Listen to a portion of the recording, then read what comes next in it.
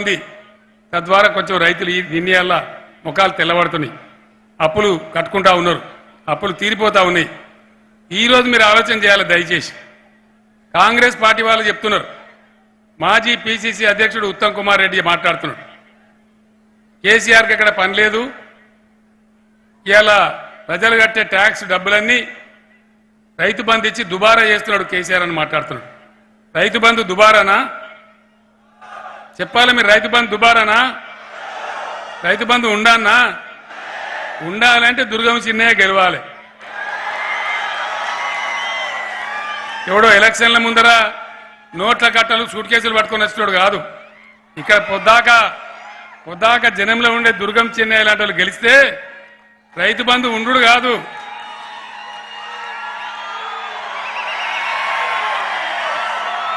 రైతు బంధు ఉండు కాదు. నేను ప్రకటించిన ఆల్రెడీ ఇలా ఎకరానికి 10,000 రైతు బంధు రేపు రాబోయే రోజులలో ఎకరానికి 16,000 తీసుకొని పోతా ఉన్నామని మనం చేస్తా ఉన్నాం. అది ఎప్పుడు సాధ్యమవుతుంది? దుర్గం చిన్నయ్య ఉంటేనే సాధ్యమవుతుంది. ఇప్పుడున్న పిసిసి ప్రెసిడెంట్ మాట్లాడుతూ ఉన్నాడు, కేసీఆర్ వేస్ట్గా 24 గంటల కరెంట్ ఇస్తాడు, ఎందుకు అవసరం లేదు, 3 గంటలు ఇస్తే చాలు ఉంటాడు. సరిపోతుందా 3 గంటల కరెంటు? ఎన్ని గంటలు ఉండాలి? వినబడతలేదు. 24 గంటలు ఉండాలి. 24 గంటల కరెంటు ఉంటోళ్ళన్నా అంత చేతులు లేవటాలి దయచేసి. స్టేజ్ మీద నాకు పట్టలేదా కరెంటు? మీకు ఉండాలి కదా 24 గంటలు. 24 గంటల కరెంటు ఉండాలంటే కూడా దుర్గం చిన్నయ్య గెలవాలి. లేకపోతే గ్యారంటీగా కరెంటు కాట కలుస్తుంది. రైతు బంధుకు రామ్ రామ్. మనం గుద్దెక్కడ గుద్దకుండా వేరేక్కడ గుద్దితే ఏమవుతుంది?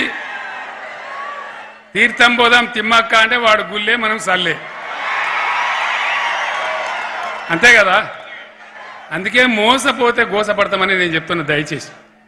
ఈ తెలంగాణను ఒక పొదరిల్లులాగా ఒక అద్భుతమైన పద్ధతిలో కొత్త కుండలో ఈగేది వచ్చినట్టు తెలంగాణ వచ్చినాడు ఏముండే?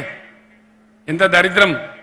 మంచినీళ్ళు లేవు, సాగునీళ్ళు లేవు, కరెంటు లేదు, పేదవాళ్ళు చచ్చిపోవుడు, రైతులు ఆత్మహత్యలు చేసుకున్నాడు, చేనేత కార్మికులు చచ్చిపోవడం. ఒక రోజు 7 మంది 8 మంది.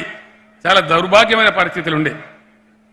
ఒకటి సగబెట్టుకుంటూ కడుపు కట్టుకొని నోరు కట్టుకొని అవినీతి రహిత పాలన చేస్తూ ఈరోజు తెలంగాణను ఇంత దూరం తెచ్చినాం.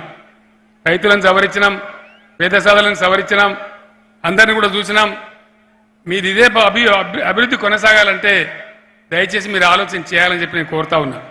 ఇప్పుడే చిన్నయ్య గారు చెప్పినారు, బెల్లంపల్లిలో గవర్నమెంట్ భూములు ప్లస్ సింగరేణి జాగాలు కలిపి దాదాపు 10,000 మందికి ఇళ్ల జాగాలు ఇవ్వడం జరిగింది, పట్టాలు ఇవ్వడం జరిగింది. చిన్నయ్య గారు చెప్పినారు ఇంకా కొంతమంది ఉన్నారు సార్ అని, వాళ్ళందరూ కూడా పట్టాలు ఇప్పించే బాధ్యత నాది, నేను ఇప్పిస్తాను మనం చేస్తా ఉన్నా. ఎవరున్నా మీ ఎమ్మెల్యే గారికి పెట్టండి దరఖాస్తు, తప్పకుండా వాళ్ళందరూ కూడా ఇద్దాం. రైతులను కాపాడుకోవాలి.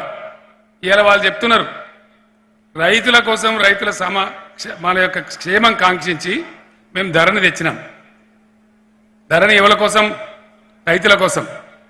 ఎల్లే భూమి మల్లెకి రాసి, మల్లె భూమి పుల్లేకి రాసి, జుట్లు ముడేసి, తాకట్లు పెట్టి, వాళ్ళని కోట్ల చుట్టూ దింపి, వకీళ్ళ చుట్టూ దింపి లక్షల రూపాయలు వాళ్ళ దగ్గర గుంజిన.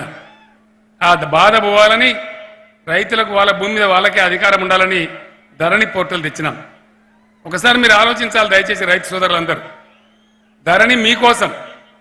ప్రభుత్వంలో తన దగ్గర ఉన్న అధికారాన్ని ప్రభుత్వం తీసేసి మీరు బొటనవేలు పెడితేనే ఇలా మీ భూమి మారుతుంది. ఎవరి చేతిలో కూడా అధికారం లేదు. మీ బయోమెట్రిక్ లేకుండా, మీ బొటనవేలు పెట్టకుండా, మీ ముద్ర లేకుండా మీ భూమి మార్చేటువంటి అధికారం ముఖ్యమంత్రి కూడా లేదు అని చెప్పి నేను మనవి చేస్తా ఉన్నా.